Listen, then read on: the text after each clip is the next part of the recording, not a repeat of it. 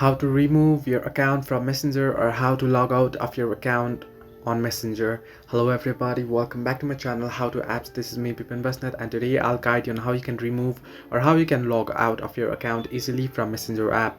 Now the process itself is quite simple. However, if you have noticed or if you know, there is no any logout option available on the Messenger. You can switch between accounts by signing into other account, but you won't be able to remove the account or log out account from Messenger. Now here is a trick on how you can do so. You can simply scroll down the notification bar, tap on the gear icon or the settings icon at the top right corner of the screen. Here, once you do so, what you want to do is you want to scroll down until you find the option apps.